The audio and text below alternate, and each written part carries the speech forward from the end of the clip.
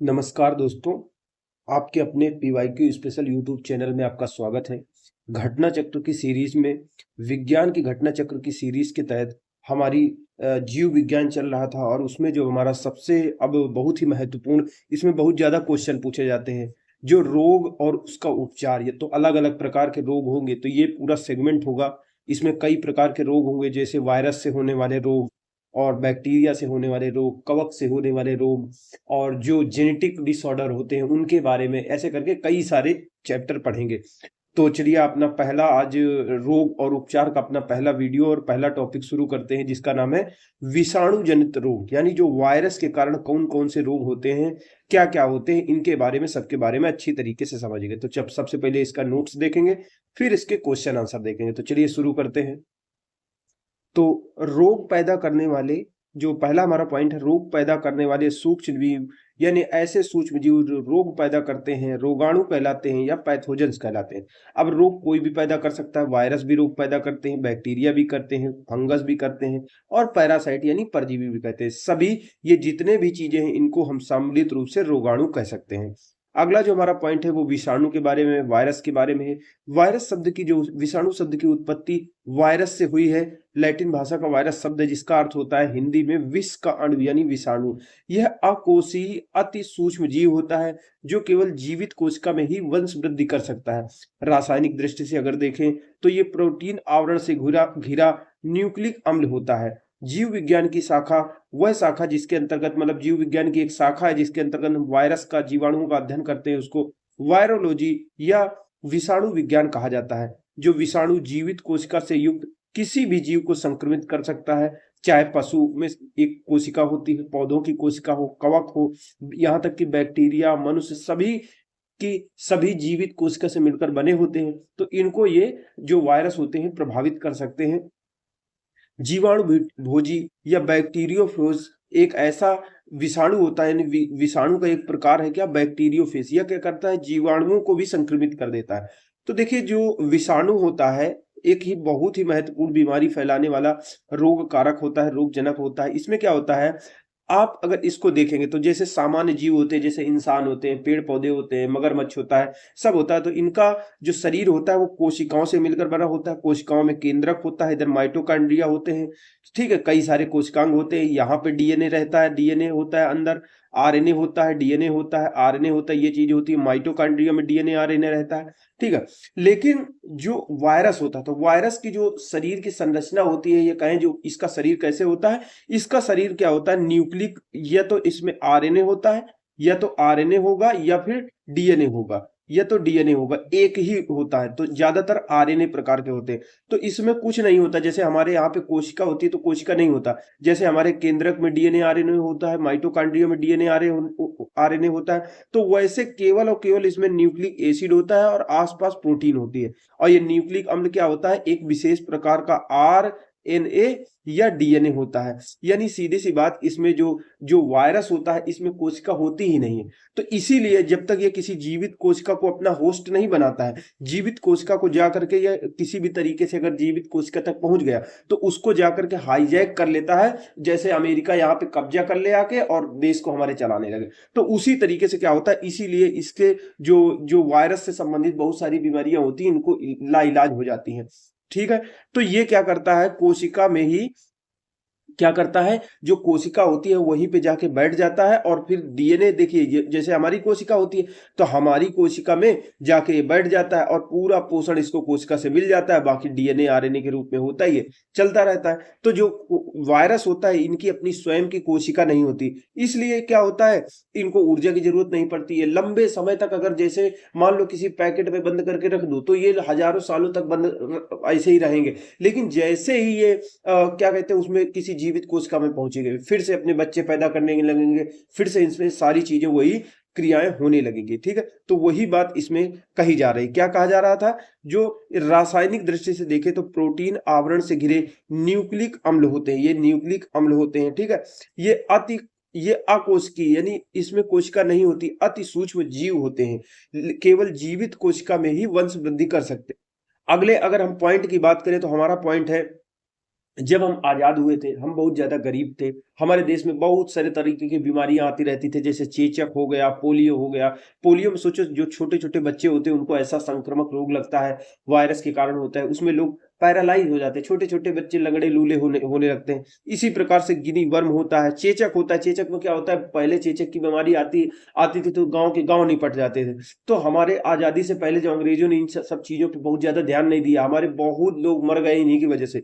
तो आजादी के समय भी ये चीजें थी, लेकिन धीरे धीरे जब हम आजाद हुए, देश सक्षम हुआ, स्वास्थ्य सुविधाओं का विकास हुआ, तो बहुत सारी बीमारियां धीरे धीरे खत्म होने लगी। तो वही बात कही जा रही, स्वतंत्रता की प्राप्ति, स्वतंत्रता प्राप्ति के बाद से अब तक भारत में 3 जो प्रमुख रोग थे, जो सबसे महत्वपूर्ण रोग थे, जैसे हो गया चेचक, गिनी वर्म रोग, पोलियो, इन सभी का उन्मूलन हो चुका है। यानी ये पूरी तरीके से हमारे यहाँ पे खत्म हो चुके हैं। हमने 77 में चेचक मुक्त भारत घोषित हो चुका है, ठीक है। सन 2000 में गिनी वर्म जो रोग होता है उससे मुक्त घोषित हो चुका है। 2014 में भारत पोलियो से मुक्त देश घोषित हो चुका है। तो इन देशों से अब ये रोग नहीं है हमारे यहाँ पे। अगली बात करें चेचक, तो चेचक में अगर पढ़ेंगे तो चेचक क्या होता है, चेचक में क्या होता है, चेहरे में, शरीर में बड़े बड़े से फोड़े टाइप में निकल आते हैं, ठीक है, और पूरा चेहरा खराब हो जाता है, मर भी जाते थे बच्चे या बड़े लोग। चेचक क्या है, वेरिओला नामक विषाणु से होता है, जो कि ऑर्थोप्रॉक्स वायरस परिवार का सदस्य होता है। यह एक अत्यंत ही संक्रामक रोग होता है, जिसके विषाणु रोगी की त्वचा, थूक, वायु, वस्त्र इत्यादि के माध्यम से फैलते। तो चेचक कैसे फैलता था, चेचक के अगर आसपास भी आप आ जाओगे, वो खांस देगा, छींक देगा, थूक देगा, उसके कपड़े पहन लोगे वो झटक देगा, उसकी त्वचा आप छू लोगे तो भी हो जाती थी, क्योंकि त्वचा का ही रोग था ज्यादातर चेचक। तो सोचिए इतना ज्यादा संक्रामक था, आजादी से पहले बहुत लोग गांव के गांव इनसे निपट दिया करते थे, खत्म हो जाते थे। तो ये त्वचा से भी हो सकता है, ये अत्यंत अत्यंत संक्रामक रोग हो जाता था कि तुरंत फैलती थी बीमारी, एक को होगी, दूसरे को होगी, दूसरे को होगी, तीसरे से होगी। और ये किस वायरस के कारण होता है, इसके वायरस का नाम है वेरिओला नामक वायरस, यानी चेचक होता था वेरिओला नामक वायरस। ये वायरस किस समूह का है, तो इसके परिवार की कौन सा परिवार है, ऑर्थोपॉक्स वायरस है। इस परिवार में बहुत सारे वायरस आते हैं, उसमें से एक वायरस है वेरिओला वायरस। अगला बात करें बीमारी की, पोलियो, तो पोलियो भी एक संक्रामक बीमारी है, संक्रामक रोग है, जो पोलियोमिलाइटिस विषाणु द्वारा होता है। इसमें रोग कारक जो जीव है, रोग कारक जीव का संचरण दूषित दूषित भोजन और जल द्वारा होता है। इससे प्रभावित होने वाला अंग हमारा तंत्रिका तंत्र होता है। पोलियो मिलाइटिस या पोलियो का जो विषाणु होता है हमारे मस्तिष्क यानी दिमाग, और दिमाग का ही वो भाग जो रीढ़ की हड्डी में होता है, मेरू रज्जु में पहुंच करके हमारे तंत्रिका ऊतकों को नष्ट कर देता है। परिणाम स्वरूप क्या होता है, मस्तिष्क की पेशियों को कार्य करने का जो निर्देश देता है, मस्तिष्क पूरे शरीर को काम करने के लिए अपने विभिन्न जो तंत्रिका कोशिकाओं के माध्यम से जो ऑर्डर देता है, आदेश देता है, हमारा मस्तिष्क ही तो उससे हम पढ़ रहे हैं, मस्तिष्क ही आदेश देता है, तो हम हाथ उठाते हैं, साइकिल चलाते हैं, और मस्तिष्क से ही जब निर्देश आने बंद हो जाते हैं तो तंत्रिकाएं उन तक पहुंचने में अक्षम हो जाती है। तो इसको पक्षाघात या पैरालाइज कहा जाता है। पैरालाइज आप गांव में सुने होंगे, पालिश मार गई है, पालिश, तो वो पैरालाइज होता है। तो होता क्या है, सोचिए, पोलियो इतना खराब होता है, इसका जो वायरस है, इसके विषाणु का नाम है पोलियोमिलाइटिस। पोलियोमिलाइटिस ये क्या होता है, जब आप बहुत ज्यादा गंदा भोजन करते हो, पानी साफ नहीं पीते हैं, तो उससे हो जाता है। और ये पोलियोमिलाइटिस वायरस इतना खतरनाक है, जो हमारा तंत्रिका तंत्र होता है, जो हमारे पूरे शरीर को निर्देश देता है, जिसकी वजह से हमको भूख लगती है, हमारी हृदय की धड़कन, यानी जितने भी ऐच्छिक अनैच्छिक क्रियाएं होती हैं, इस तंत्रिका तंत्र द्वारा ही कंट्रोल होती है। तो उसी को जाके खत्म कर देता है, उसी को नष्ट कर देता है। तो पूरा का पूरा शरीर जो होता है वो पैरालाइज हो जाता है, पालिश मार जाती है। तो ऐसी चीज होती है, इतना खतरनाक ये पोलियो रोग था, और इससे भी हमारा देश अब मुक्त हो गया आजादी के बाद। अगले बात करें तो अगला पॉइंट, पोलियो के जो टीका बना था, टीका की खोज सर्वप्रथम जोनास साल्क ने 1952 में की थी। बाद में अल्बर्ट साबिन ने ओरल का मतलब होता है मुंह से पिला दो वैक्सीन, जो पोलियो को देखो, पोलियो की दवा पिलाने वाली आती थी, तो जो अल्बर्ट साबिन थे उन्होंने ओरल यानी मुंह से पिलाने वाली पोलियो वैक्सीन विकसित किया, जो पोलियो रोग की रोकथाम में सहायक सिद्ध हुआ। पोलियो बच्चों में होने वाला एक घातक संक्रामक रोग है, जिससे ये बच्चे विकलांग हो जाते हैं। भारत सरकार ने हाल ही में ट्राईवैलेंट ओरल पोलियो वैक्सीन के स्थान पर बाईवैलेंट वैक्सीन का प्रयोग करने का निर्णय लिया है। ट्राईवैलेंट वैक्सीन में 3 प्रकार के जो पोलियो विषाणु होते थे, टाइप 1, टाइप 2, टाइप 3, इनसे लड़ने की क्षमता थी। क्योंकि 1999 के बाद से विश्व में कहीं भी टाइप 2 प्रकार का जो विषाणु था पोलियो वाला, वो नहीं पाया गया, इसलिए अब इस वैक्सीन को देना जरूरी नहीं रखा गया केवल। अब पहले क्या होता था, जो पोलियो की वैक्सीन दी जाती थी यानी पोलियो के टीकों को किसने सबसे पहले बनाया, जोनास साक ने बनाया। फिर मुंह से पीने वाली जैसे दवा, जैसे छोटे बच्चे हम लोग पीते थे, तो वो अल्बर्ट साबिन ने उसको बनाया था, ठीक है। पहले क्या किया जाता था, ट्राईवैलेंट ओरल वैक्सीन दी जाती थी, यानी कि ऐसी वैक्सीन दी जाती थी जिसमें 3 प्रकार के अगर वायरस आए हैं, 3 प्रकार के वायरस से पोलियो होता था, तो तीनों में से कोई आया है तो उस पर प्रभावी होता था। लेकिन जब दूसरा प्रकार का जो वायरस था वो पूरे मामले खत्म हो गए, तो बाईवैलेंट का प्रयोग किया जाने लगा। बाई मतलब होता है दो, जैसे बाइक माने दो, पहले बाइसिकल यानी दो, तो उसी प्रकार से बाईवैलेंट टीके का प्रयोग करने का निर्णय लिया गया, ठीक है। अगले अगर हम पॉइंट की बात करें, तो अगला जो हमारा पॉइंट है, इबोला। इबोला प्राण घातक विषाणु, एक जान भी ले लेता है ये, जो पश्चिमी अफ्रीकी देशों में महामारी का रूप ले चुका था। इस रोग की पहचान सर्वप्रथम वर्ष 1976 में वहां पे इबोला नदी, जिसको कांगो भी कहते हैं, ये अफ्रीका महाद्वीप के पास स्थित एक गांव में थी। यानी वो इबोला नदी के पास अफ्रीका महाद्वीप में इबोला नदी के पास एक छोटा सा गांव था इबोला, वहीं से ये वायरस निकला था। इसी कारण इसका नाम पड़ा इबोला। इबोला एक ऐसा रोग है जो मरीज के संपर्क में आने से फैलता है। इसे विश्व स्वास्थ्य संगठन यानी WHO ने 2014 में अंतरराष्ट्रीय स्वास्थ्य आपदा घोषित कर दिया था। यानी इबोला कहां से फैला है, इबोला अफ्रीका से फैला है। अफ्रीका में कांगो नदी बहती है, उसके बगल में एक गांव है, वहीं से। अगले पॉइंट में हम बात करेंगे जुखाम के बारे में, सर्दी खांसी जो जुखाम हो जाती है, और उसी के संदर्भ में बात करेंगे कोविड-19 यानी कोरोना वायरस की।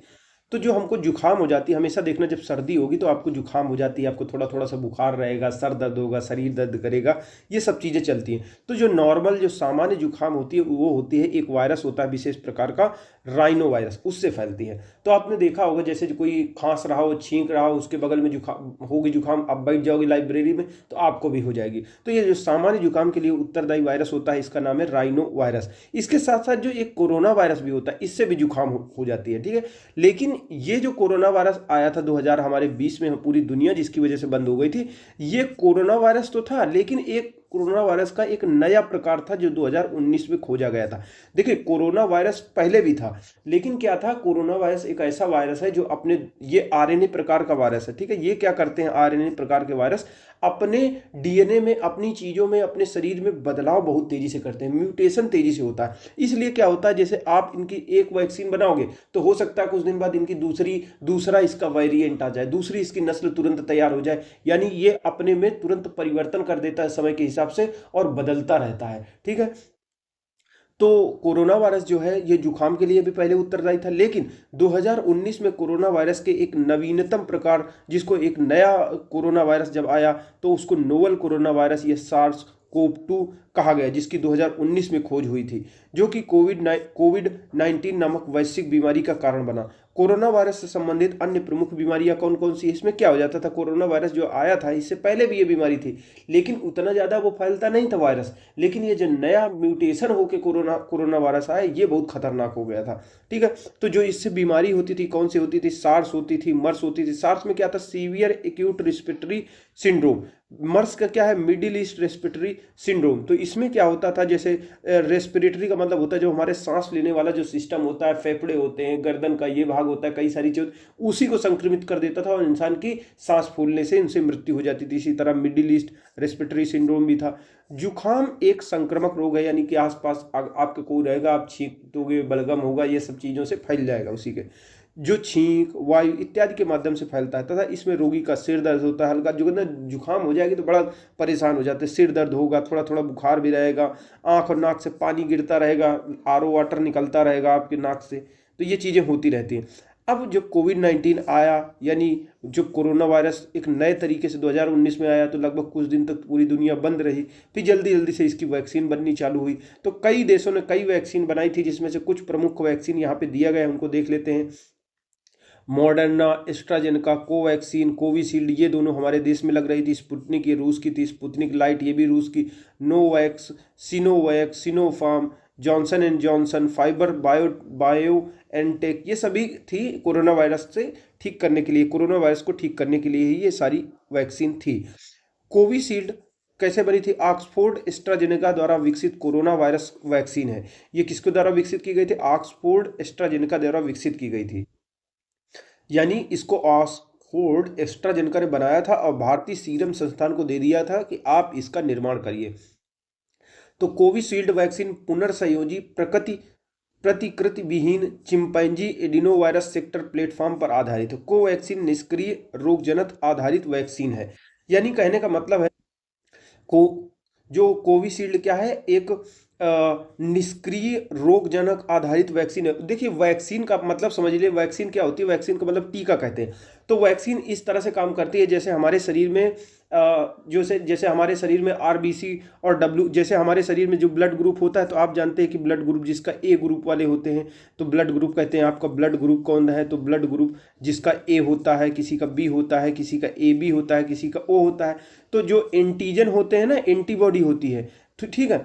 तो क्या होता है, जैसे हमारे खून में एंटीबॉडी है, एंटीबॉडी ए है, तो इसी प्रकार से क्या होता है हमारे शरीर में, जैसे कोई नया वायरस या कुछ प्रवेश किया, ठीक है, नया कुछ भी प्रवेश किया, नई बीमारी प्रवेश किया, तो पहले तो वो प्रवेश कर जाएगा, लेकिन कुछ समय बाद क्या होगा, हमारा शरीर उससे लड़ने के लिए उससे क्या होगा, उससे प्रतिरोधक क्षमता विकसित कर लेगा, उसकी वैक्सीन अंदर ही बना लेगा, यानी उसका क्या कहते हैं, तोड़ निकाल लेगा। जैसे कोरोना वायरस मान लीजिए गया जैसे देखा गया था कि बहुत सारे लोगों को कोरोना वायरस हुआ था, लेकिन वो अपने आप ठीक हो गए थे। क्योंकि होता क्या है, जो कोरोना वायरस जाता है अंदर, तो हमारा शरीर का जो डिफेंस सिस्टम होता है वो स्वयं एक आर्मी बना लेता है, एक एंटीबॉडी, एक विशेष प्रकार की एंटीबॉडी बना लेता है जो क्या है, कोरोना वायरस से लड़ सके, ठीक है, कोरोना वायरस से लड़ सके।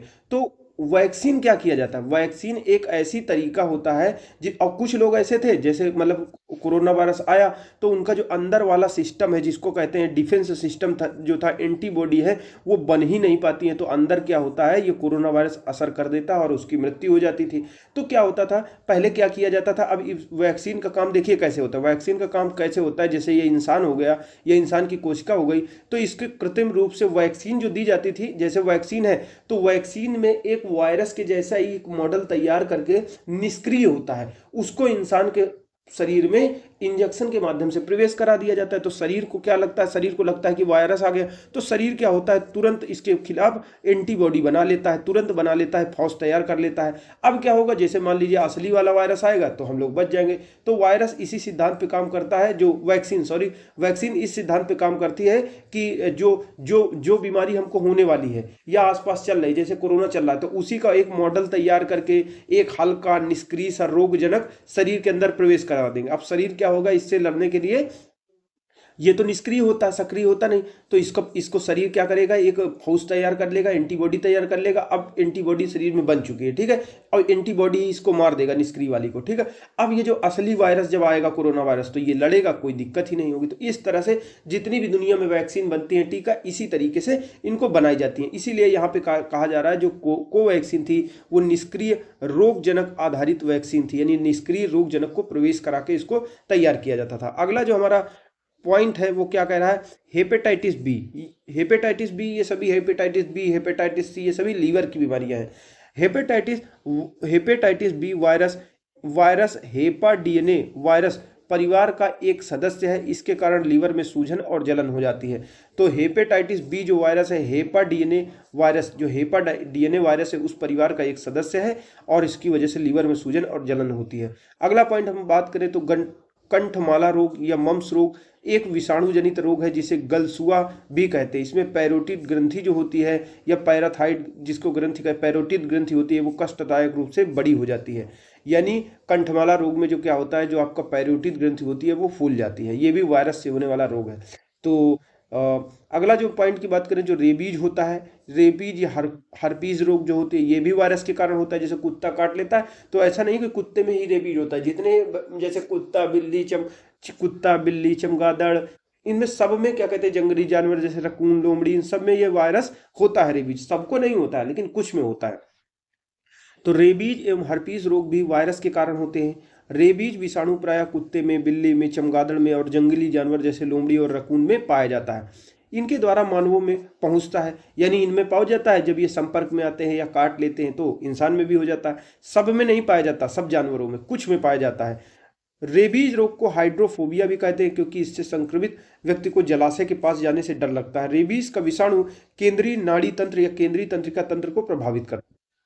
तो जो रेबीज रोग होता है, जिसको हर्पीज रोग भी कहते हैं, जब कोई इससे संक्रमित कोई व्यक्ति हो जाता है तो सामान्य पानी से, जैसे नहाने से, घर में पानी पीने से, पानी छूने, लेकिन बड़ा जब जलाशय देख लेगा तब उसको डर लगता है, यानी पानी के पास जाने से, बड़े जलाशय के पास से जाने से डर लगता है। इसमें क्या होता है, यह जो विषाणु होता है रेबीज का, यह केंद्रीय तंत्र का तंत्र, या कहें हमारा जो दिमाग होता है, रीढ़ के अंदर हड्डी के अंदर जो दिमाग का भाग होता है, मेरुरज्जु होता है, उसको पूरी तरीके से प्रभावित कर देता है, काम करना बंद हो जाता है। अगले हम बात करें तो मेनिनजाइटिस वायरस क्या होता है। मेनिनजाइटिस वायरस बैक्टीरिया तथा अन्य सूक्ष्म जीवों के संक्रमण से मस्तिष्क तथा मेरुरज्जु पर चढ़ी झिल्ली में सूजन आ जाने से होने वाला रोग होता है। तो मेनिनजाइटिस एक रोग होता है। जैसे हमारा जो दिमाग होता है, दिमाग पूरा होता है, जैसे अगर दिमाग को निकाल लिया जाए तो नॉर्मल असली रूप पे दिमाग क्या होता है, दिमाग जैसे हमारा ये ऐसे करके दिमाग हो गया, तो दिमाग के आसपास ऐसे करके एक पन्नी की तरह एक झिल्ली चढ़ी होती है वो, और झिल्ली के अंदर एक द्रव भरा होता है जिसको द्रव कुछ कहते हैं, ठीक है। मेनिनजाइटिस एक झिल्ली होती है। अब ये विभिन्न प्रकार की चीज़ों से इसको सुरक्षा प्रदान करती है। तो कई ऐसी समस्या आ जाती है, कोई वायरस आ गया, कोई बैक्टीरिया आ गया, या कोई अन्य पैथोजेंस आ गए, कवक आ गए, उसकी वजह से ये क्या होता है, जो ये दिमाग होता है अंदर, इसके बाहर जो झिल्ली है मेनिनजाइटिस, उसमें सूजन आ जाता है। दिमाग का ही भाग तो पीछे मेरुरज्जु में भी होता है, अब उसमें भी ये झिल्ली चढ़ी रहती है, तो उसमें अगर सूजन आ जाती है, ठीक है, तो मस्तिष्क या मेरुरज्जु पर जो झिल्ली चढ़ी होती है उसमें सूजन आ जाने से मेनिनजाइटिस रोग हो जाता है। यानी मेनिनजाइटिस रोग का मतलब होता है दिमाग और रीढ़ की हड्डी के अंदर जो दिमाग होता है, दिमाग का भाग होता है, उसके ऊपर जो झिल्ली मेनिनजाइटिस चढ़ी होती है इसी में सूजन आ जाती है। अगला बात करें तो डेंगू, चिकनगुनिया, इन्हीं सब के बारे में बात करें तो डेंगू से जो बुखार आता है उसमें हड्डियां और जोड़ों में भयंकर पीड़ा होती है, बहुत तेज बुखार रहता है। इस रोग को हड्डी तोड़ जोड़ इसीलिए भी कहते हैं, हड्डी तोड़ जोड़ की हड्डी टूट रही है बिल्कुल, इतना बुखार भी बहुत तेज होता है। यह एक प्रकार के विषाणु के संक्रमण से होता है जिससे एडीज एजिप्टी, एडीज एल्बोपिक्टस और क्यूलेक्स फैंटीगेंस नामक मच्छर फैलाते हैं। डेंगू ज्वर से पीड़ित रोगी के रक्त में प्लेटों की संख्या, जिसको कहते हैं प्लेटें घट गई, तो प्लेटलेट्स की संख्या बहुत कम हो जाती है। यानी अगर कहा जाए तो कई प्रकार के मच्छर होते हैं, जैसे एडीज एजिप्टी, ठीक है, एडीज एल्बोपिक्टस, क्यूलेक्स फैंटीगस, ये क्या करते हैं, इसका जो डेंगू करने वाला, डेंगू फैलाने वाला जो रोग होता है, डेंगू उत्पन्न करने वाला जो रोग होता है, उस विषाणु को लेकर के जाते हैं। जब इंसान को काटते हैं तो वो इंसान में पहुंच जाता है और इससे डेंगू इंसान में हो जाता है। अगला बात करें जो येलो फीवर होता है, जिसको पीत ज्वर भी कहा जाता है, यह भी एक संक्रामक रोग है। आप रहोगे आपको भी हो जाएगा, उसके ऐसे लोगों के पास में। इस रोग का कारक एक सूक्ष्म विषाणु होता है, यानी पीत ज्वर भी वायरस के कारण होता है, जिसका संचार एडीज जाति के मच्छरों द्वारा किया जाता है। अगले पॉइंट की बात करें, एडीज एल्बोपिक्टस, इसको टाइगर मच्छर भी कहा जाता है। ये पीत ज्वर, डेंगू और चिकनगुनिया, इन रोगों के कारक विषाणु का वाहक होता है। यानी ये जो एडीज एल्बोपिक्टस मच्छर है, टाइगर मच्छर जिसको कह रहे हैं, तो ये क्या करता है, एक वायरस लेके जाता है अपने शरीर में, और इसकी वजह से लोगों में येलो फीवर, डेंगू, चिकनगुनिया, ये सब एडीज एल्बोपिक्टस के कारण हो सकते हैं, ऐसा होता है। अगला अगर बात करें पॉइंट की, तो जापानी एन्सेफलाइटिस जो रोग है, जापानी एन्सेफलाइटिस रोग क्या है। अगर बात करें जापानी एन्सेफलाइटिस रोग की, तो इस रोग का कारक क्या है,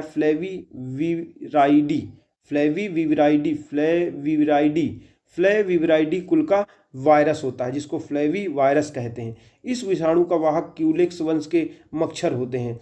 इस मच्छर होते हैं, यही संक्रमित करते हैं। मुख्यतः क्यूलेक्स ट्रीटिनियोरिंकस ये मच्छर होता है।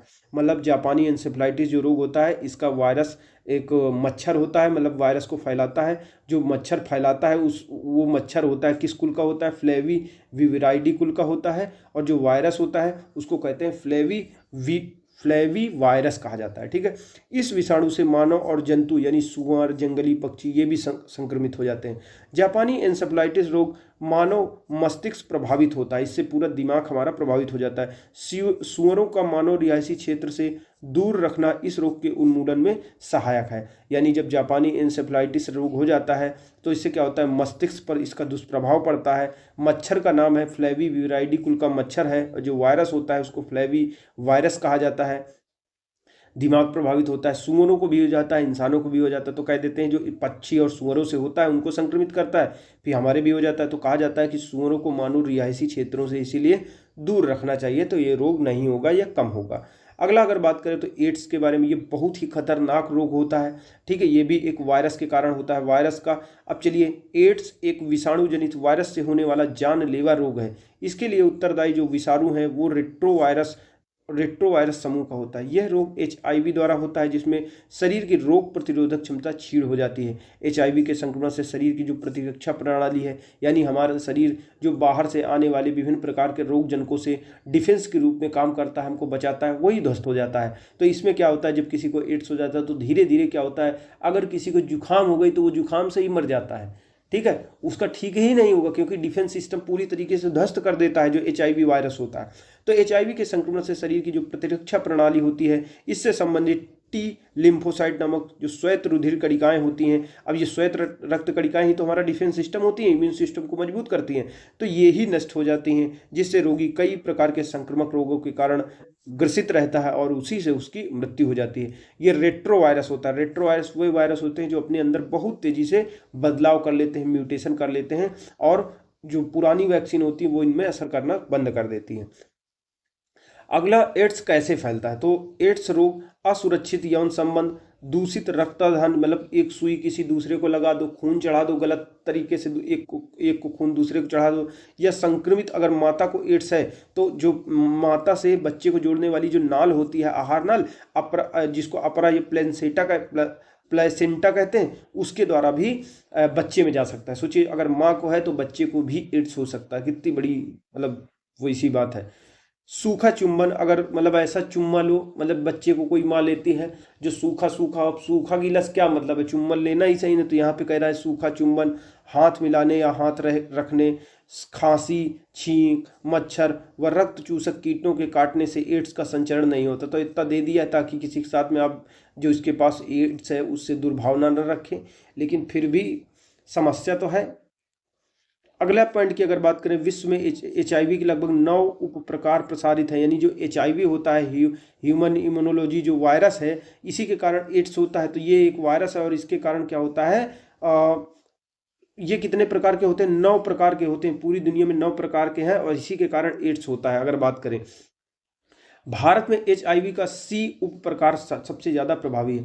चार्ल्स गैलो ने HTLV 3 यानी human T cell leukaemia virus इस नामक एड्स रोग के कारक की खोज की थी। एड्स रोग की पहचान करने के लिए 2 टेस्ट कराए जाते हैं। जब किसी को एड्स हो जाता है तो उसकी जांच की जाती है, एक एलिजा टेस्ट होता है, एक वेस्टर्न ब्लड टेस्ट होता है। यानी ये बहुत इंपॉर्टेंट पॉइंट याद कर रखने वाले कि एड्स रोग की पहचान करने के लिए कौन सा टेस्ट, एक एलिजा टेस्ट और एक वेस्टर्न ब्लड टेस्ट करवाया जाता है। प्रतिवर्ष 1 दिसंबर को एड्स दिवस के रूप में मनाया जाता है, जब कोई रोग किसी विशेष क्षेत्र या जनसंख्या में स्थायी रूप से विद्यमान रहता है तो एंडेमिक कहते हैं। तो अभी हम इसमें पढ़ेंगे एंडेमिक क्या है, एपिडेमिक क्या है, पेंडेमिक क्या है। तो एंडेमिक का मतलब होता है एंडेमिक और एपिडेमिक, जब कोई रोग किसी जनसंख्या में किसी क्षेत्र में लंबे समय तक रहे तो एंडेमिक हो जाता है। एपिडेमिक क्या होता है, किसी बड़े क्षेत्र में, जैसे कोई एक पूरा देश किसी के चपेट में आ जाए, वो एपिडेमिक होता है। और एपिडेमिक का बड़ा रूप जो पूरे विश्व में फैलने लगे बहुत तेजी से, तो उसको पैंडेमिक। तो ये कोरोना वायरस एक पैंडेमिक बन गया था हम लोगों के लिए। पहले चीन में एपिडेमिक था, पहले एंडेमिक था, उस खास क्षेत्र में था, खास लोगों को था, फिर जब पूरे देश में फैल गया तो एपिडेमिक कहेंगे, पूरी दुनिया में फैल गया तो पैंडेमिक कहेंगे। व्याख्या देखते हैं, जब कोई रोग किसी विशेष क्षेत्र या किसी विशेष जनसंख्या में स्थायी रूप से विद्यमान रहता है तो इसे कहते हैं एंडेमिक। जब कोई संक्रामक रोग किसी निश्चित जनसंख्या में बड़ी संख्या में लोगों में बहुत ही कम समय में तेजी से फैलता है, जब बहुत कम समय में तेजी से फैले तो ऐसी स्थिति में एपिडेमिक कहलाती है। यानी जो एंडेमिक होती है वो लंबे समय तक लोगों में रहता है लेकिन ज़्यादा फैलता नहीं है, ठीक है, तो इसको एंडेमिक कहते हैं। एपिडेमिक क्या होती है, किसी खास क्षेत्र के लोगों को हो रहा है लेकिन वो बहुत तेजी से फैल रहा है, लेकिन वो अभी एक ही जगह में है, तो उसको एपिडेमिक कहते हैं। और वो जो पूरे विश्व में ऐसी स्थिति आ जाए तो उसको पैंडेमिक कहा जाता है। अगले अगर हम पॉइंट की बात करें तो जून 2018 में केरल में नीपा वायरस के प्रकोप के कारण 17 व्यक्तियों की मौत हो गई थी। नीपा वायरस बीमारी एक जूनोटिक बीमारी है। मतलब जूनोटिक का मतलब जू मतलब क्या होता है, जानवर। जंगल में वहाँ पे कितने जानवर होते हैं, जू में यानी चिड़ियाघर में, तो जितने भी जानवर होते हैं ये जानवरों से फैलने वाली बीमारी है, इसीलिए इसको जूनोटिक बीमारी कहा जाता है। किसको? नीपा वायरस को। ये एक ऐसी बीमारी है जो मुख्यतः जानवरों से मनुष्यों में संचरित होती है। अगला अगर पॉइंट की बात करें तो मॉडर्ना अमेरिका द्वारा विकसित एक mRNA टीका थी। ये जो वैक्सीन मॉडर्ना है ये किसकी थी? अमेरिका की थी। और ये mRNA टीका था या वैक्सीन था। mRNA जो वैक्सीन होती हैं हमारी कोशिकाओं को प्रोटीन बनाने का तरीका सिखाने के लिए mRNA का उपयोग करती हैं। यह प्रोटीन हमारे शरीर के अंदर प्रतिरक्षा प्रक्रिया प्रारंभ करके एंटीबॉडी का निर्माण करता है जो कोविड-19 संक्रमण से हमारी रक्षा करती है। अगला बात करें तो स्पुतनिक 5 ये रसिया की ही रूस द्वारा विकसित वायरल वेक्टर टीका है। नोवावैक्स ये भी अमेरिका द्वारा विकसित प्रोटीन आधारित टीका है। जबकि सिनोवैक चीन द्वारा विकसित निष्क्रिय। चलिए दोस्तों, तो बोलवैचिया पद्धति को आसान भाषा में समझते हैं। तो होता क्या है, इसको बिल्कुल साधारण भाषा में समझिए। देखिए, बोलवैचिया एक प्रकार का बैक्टीरिया होता है। हम जानते हैं कि बहुत सारे जो रोग होते हैं वो मच्छर के काटने से फैलता है। जो एडीज एजिप्टी मच्छर होता है तो मच्छरों से की वजह से हमको बहुत सारे रोग हो जाते हैं। जैसे मच्छर अगर काट लेते हैं तो डेंगू भी हो जाता है, जीका भी हो जाता है, चिकनगुनिया भी हो जाता है, येलो फीवर भी होता है। अब ये जितने रोग दिए गए हैं, डेंगू, जीका, चिकनगुनिया, पीला बुखार, ये सभी वायरस के कारण होते हैं। ठीक है, अब वायरस के कारण होते हैं तो वायरस क्या होता है, पहले वायरस इस मच्छर को होता है, मच्छर को संक्रमित करता है। जब मच्छर को संक्रमित करता है फिर ये मच्छर जब इंसानों को काटते हैं तो उनके अंदर आ जाता है। लेकिन एक इसमें मतलब बात ये होती है कि बोलवैचिया नाम का अगर बैक्टीरिया मच्छरों के अंदर है तो ये डेंगू वाला वायरस, पीला बुखार वाला वायरस, चिकनगुनिया वाला वायरस ये असर ही नहीं करते। क्योंकि इससे क्या होता है, मच्छरों के अंदर जो वायरस अंदर घुसता है तो उसका प्रजनन ही रुक जाता है। प्रजनन रुक जाता है किसके कारण? बोलवैचिया के कारण, जो एक प्रकार का बैक्टीरिया होता है। तो वैज्ञानिक क्या करते हैं, वैज्ञानिक इसमें क्या करते हैं, कुछ ऐसे मच्छर होते हैं जिनके शरीर में पहले से ही बोलवैचिया नामक जो बैक्टीरिया है वो प्रवेश करा देते हैं। अब क्या होता है, जो मच्छर ही हो गए हैं, मच्छर के शरीर में बोलवैचिया आ गया है। अब ये जो बीमारी है जैसे चिकनगुनिया है, जीका है, पीला बुखार है, डेंगू, इनको ले जाने के लिए जैसे ही मतलब इनके अंदर ये वायरस प्रवेश करेगा वो उसको खत्म कर देंगे, उसको रोक देंगे, उसकी प्रजनन क्षमता। तो मच्छर को मारा नहीं जाता इस पद्धति में। मच्छर को जो बीमारी फैला रहे हैं यानी मच्छर जो वायरस को लेकर जा रहे हैं तो उसकी क्षमता वायरस को ले जाने के लिए खत्म कर दी जाती है क्योंकि उनके शरीर में बैक्टीरिया आ जाता है। तो यही पद्धति का उपयोग किया जाता है, इसको कहते हैं बोलवैचिया पद्धति। तो चलिए इसको समझ लेते हैं। ठीक है, बोलवैचिया पद्धति क्या है? बोलवैचिया एक साधारण पद्धति है। जब एडीज एजिप्टी मच्छर बोलवैचिया फैलाते हैं तो क्या होता है, बोलवैचिया एक प्रकार का बैक्टीरिया होता है। यह डेंगू जो एडीज इजिप्टी मच्छर होता है इसकी वजह से डेंगू, चिकनगुनिया, जीका, पीला बुखार ये सभी होते हैं। लेकिन जब क्या होता है, इन मच्छरों में बोलवैचिया आ जाता है तो क्या होता है, इनसे फिर प्रतिस्पर्धा होने लगती है। ये जो वायरस होता है और बोलवैचिया के बीच में प्रतिस्पर्धा होती है जिससे वायरस का क्या होता है, प्रजनन कार्य कठिन हो जाता है मच्छर के अंदर। इससे क्या होता है, बोलवैचिया पद्धति इसी प्रणाली को कहा जाता है जिसका उद्देश्य मच्छरों को मारना नहीं होता बल्कि मच्छरों से पैदा होने वाली बीमारियों जैसे Zika, dengue, chikungunya, yellow fever आदि से बचाव करना होता है। बोलवैचिया एक सामान्य प्रकार का बैक्टीरिया होता है जो सामान्य रूप से प्राकृतिक रूप से 50 से 60% कीटों में पाया जाता है। इन प्रजातियों में मच्छर, मक्खियां, ड्रैगन फ्लाई, तितलियां ये सभी शामिल होती हैं।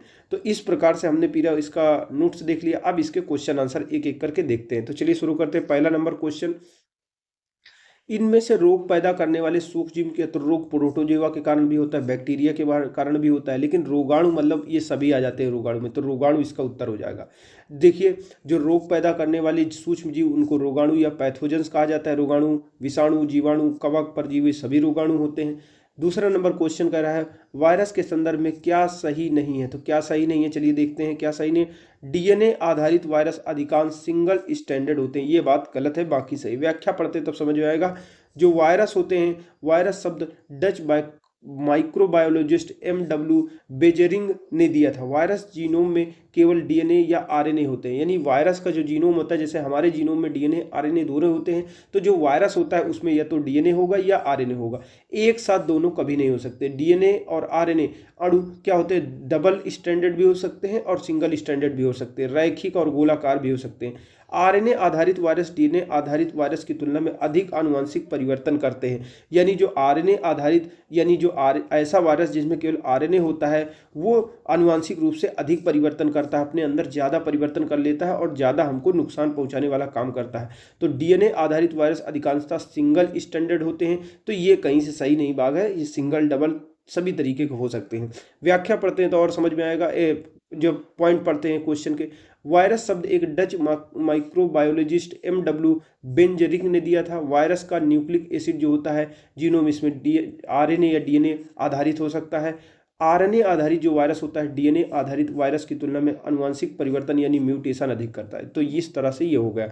अगला जो हमारा क्वेश्चन है, जीवाणु भोजी यानी बैक्टीरियोफेज, यानी बैक्टीरियोफेज एक ऐसा वायरस है जो किसको, बैक्टीरिया को प्रभावित करता है। यानी जीवाणु यानी बैक्टीरिया को संक्रमित करने वाला जो विषाणु होता है उसको बैक्टीरियोफेज या जीवाणु भोज कहते हैं। तो जीवाणु भोज क्या है, एक प्रकार का ऐसा वायरस होता है जो जीवाणुओं को संक्रमित करता है। अन्य प्रकार के वायरस की भांति इसमें प्रोटीन की परत, इसके भीतर न्यूक्लिक अम्ल DNA या RNA पाया जाता है। चौथा नंबर क्वेश्चन, निम्नलिखित कथनों में से कौन सा कथन सही है? तो चलिए देखते हैं कौन सा कथन सही है। इसमें सही है केवल एक वाला। तो चलिए एक क्या कह रहा है, जो वायरस होते हैं इसमें ऊर्जा उत्पादन करने के लिए आवश्यक एंजाइम नहीं होते। तो वह ऊर्जा थोड़ी उत्पादित होती है, इसमें केवल DNA होता है या RNA होता है, अंदर न्यूक्लिक एसिड होता है, न्यूक्लिक एसिड का बना होता है DNA या RNA, और ऊपर प्रोटीन की परत होती है बस।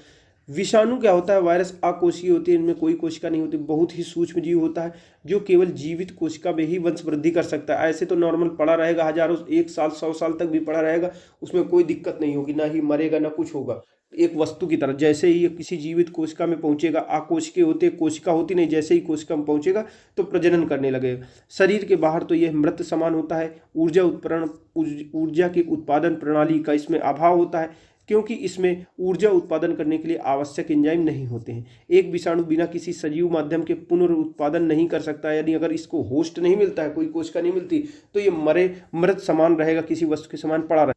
लेकिन अगर किसी संपर्क द्वारा, वायु के द्वारा, भोजन के द्वारा, जल द्वारा, कीट के द्वारा विषाणुओं का संचरण हो जाता है, किसी जीवित कोशिका में पहुंच जाते हैं, तो ये फिर एक जीवित जीव की भांति व्यवहार करने लगते हैं। सामान्यतः विषाणु में ऊर्जा उत्पादन करने के लिए एंजाइम अनुपस्थित होता है, यानी नहीं होता है। पांचवा नंबर हमारा क्वेश्चन, निम्नलिखित में से किसकी कोशिका में कोई एंजाइम नहीं होता? तो कोई एंजाइम नहीं, तो निम्नलिखित में से कोई ऐसा नहीं है कि कोई एंजाइम नहीं हो। चलिए व्याख्या देखते हैं। विषाणु लैटिन शब्द वायरस से मिलकर बना है। विष अणु इसका अर्थ होता है इसमें कोशिका नहीं होती है, बहुत ही छोटा होता है, और जीवित कोशिका में ही वंश वृद्धि कर सकते हैं।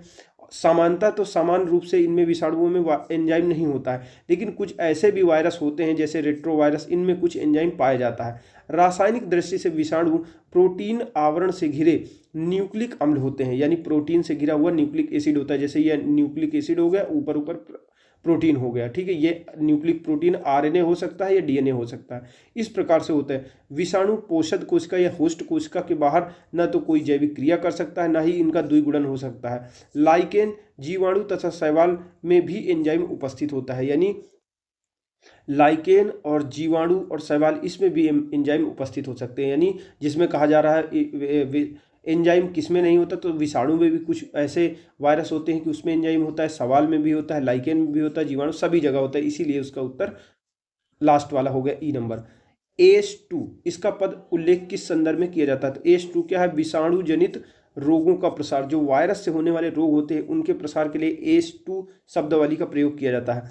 AS2 यानी एंजियोटेंसिन परिवर्तक एंजाइम कई प्रकार की कोशिकाओं की सतह पर मौजूद एंजाइम होता है।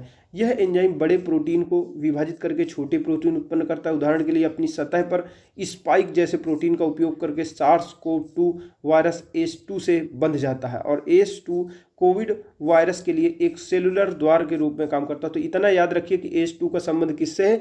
AS2 का संबंध वायरस के द्वारा प्रसारित होने वाली बीमारियों से है। 7 नंबर क्वेश्चन, इनमें से कौन सी बीमारी कोरोना वायरस से संबंधित है? तो कोरोना वायरस से कौन सी संबंधित है? सार्स संबंधित है, सीवियर एक्यूट सिंड्रोम और मर्स संबंधित है, और कोविड-19 तीनों संबंधित है।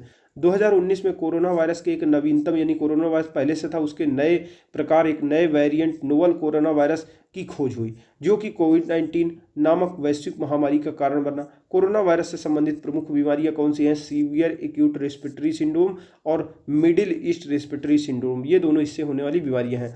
हाल ही में, ये 2024 का क्वेश्चन, चलिए देख लेते हैं। हाल ही में कोविड-19 महामारी के कारण वैश्विक विराम यानी कि विश्वव्यापी लॉकडाउन लगा था। इसका कारण क्या था? इसका कारण था SARS-CoV-2, इसके कारण विश्वव्यापी लॉकडाउन लगा था। कोविड-19 विश्व महामारी को रोकने के लिए बनाई जा रही जो वैक्सीन जितनी भी प्रकार की बनाई गई थी, इस प्रसंग में निम्नलिखित आपको कथनों पर विचार करना। चलिए विचार करते हैं। दूसरा और तीसरा सही है। जो स्पुतनिक रूस ने बनाई थी, स्पुतनिक जो वैक्सीन है वो रोगवाहक वेक्टर आधारित प्लेटफॉर्म का प्रयोग करके बनाई गई है। कोवैक्सीन एक निष्कृत रोगजनक आधारित वैक्सीन है। तो ये सब करंट के क्वेश्चन है, तो इतने ज़्यादा इंपॉर्टेंट नहीं है कि कौन सी वैक्सीन किससे बनी हुई है, अब थोड़ी ना इतना इंपॉर्टेंट रहेगा है। ठीक है, तो इसको छोड़ देते हैं। यानी ये समझिए कि जो वैक्सीन बनाई जाती है वो कई तरीके से बनाई जाती है। ठीक है, कोविशील्ड भारत का कोविड वैक्सीन जिसे, यानी कोविशील्ड जिसे भारत का कोविड वैक्सीन जिसे WHO द्वारा अनुमोदित किया है, किसके द्वारा निर्मित किया गया था? तो ये कोविशील्ड किसके, सीरम इंस्टीट्यूट द्वारा निर्मित किया गया था। वयस्कों को दी जाने वाली जो कोविशील्ड वैक्सीन के प्रत्येक डोज की मात्रा कितनी थी? एक डोज में 0.5 ml दी जाती थी, बहुत कम मात्रा दी जाती थी। कोविशील्ड वैक्सीन के प्रत्येक डोज की मात्रा 0.5 ml की दो अलग अलग खुराकें होती हैं। 0.55 ml की दो खुराक दी जाती हैं। ठीक है, एक सप्ताह, जब एक पहली खुराक दी जाती है उसके 12 या 16 सप्ताह के बाद दूसरी खुराक दी जानी चाहिए। ऐसा दी जाता था, हम लोग लगवाए हैं तो ऐसा ही था, 1.5-2 महीने बाद लगवाई जाती थी, 3 महीने बाद दूसरी खुराक। किस देश ने भारत को स्पुतनिक 5 कोविड वैक्सीन का निर्यात किया था? तो जो स्पुतनिक थी ये रसिया ने मतलब बनाई थी और उसी ने भारत को निर्यात किया था। 13 नंबर, कोविड टीकाएं प्रतिरक्षी प्रतिक्रिया को कैसे उत्तेजित करती हैं? यानी जो कोविड टीका, जो टीका डाला जाता है, तो टीका सही पूछिए तो समझिए एक प्रकार का एक कृत्रिम रूप से एक वायरस की जैसे ही होता है। जैसे ही ये शरीर में प्रवेश करता है, वैक्सीन लगती है, तो हमारे शरीर का डिफेंस सिस्टम तुरंत एक्टिव हो जाता है। ये शरीर को समझिए, कोविड एक प्रकार का निष्क्रिय वायरस होता है, समझे, कोविड नहीं सॉरी, जो टीका होता है, टीका क्या होता है, वैक्सीन एक प्रकार का निष्क्रिय वायरस होता है। ये शरीर में हमारे जैसे ही प्रवेश करता है तो हमारे शरीर का डिफेंस सिस्टम जाग जाता है, एक एंटीबॉडी विशेष प्रकार की बना लेती है कि अगर असली वायरस आएगा तो उसको नष्ट कर देंगे। तो ये नकली वाले को भी नष्ट कर देता है जो टीका के माध्यम से गया है, और असली के लिए आने के लिए जैसे ही आता है तो उसके लिए फौज तैयार हो जाती है। तो जो कोविड के जितने भी टीके बने हुए हैं, कोविड की टीकाएं प्रतिरक्षी प्रतिक्रिया को कैसे उत्तेजित करता है? तो देखिए, जीवित क्षीण live attenuated SARS CoV two virus प्रवेश करा के, तो होता क्या है, एक मतलब कृत्रिम जीवित क्षीण मतलब बहुत ही मरा हुआ, जैसे एक कृत्रिम रूप से बनाया गया एक ऐसा बहुत ही क्षीण कोरोना वायरस के जैसा ही एक कॉपी बना करके व्यक्ति के शरीर में प्रवेश कराया जाता है, और वो क्या करता है, मनुष्य के शरीर की जो प्रतिरक्षा प्रणाली होती है, जो डिफेंस सिस्टम होता है, उसको जगा देता है, उसको बिल्कुल व्यवस्थित कर देता है। कि जैसे आपके घर में मतलब आपको कोई बता दे कि भाई बगल में झगड़ा हो गया, वो लोग लाठी लेके आ रहे हैं तो तुम भी तैयार हो जाओ, तो वैसे करके, ठीक है, वैसे बना दिया जाता है। व्याख्या देखते हैं कि कोविड टीकों के द्वारा, कोविड के जो टीके हैं उनके द्वारा प्रतिरक्षा जो हमारी प्रतिक्रिया है उसको जीवित क्षीण सार्स कोव टी वायरस प्रवेश करा कर, यानी इसमें क्या किया जाता है, वैक्सीन के माध्यम से हमको एक बहुत ही कमजोर सा बिल्कुल मरगैला टाइप में मरा हुआ एक वायरस प्रवेश कराया जाता है, जिसकी वजह से हमारे शरीर का जो प्रतिरक्षा प्रणाली होती है वो उत्तेजित हो जाती है, या कहें कि जाग जाती है।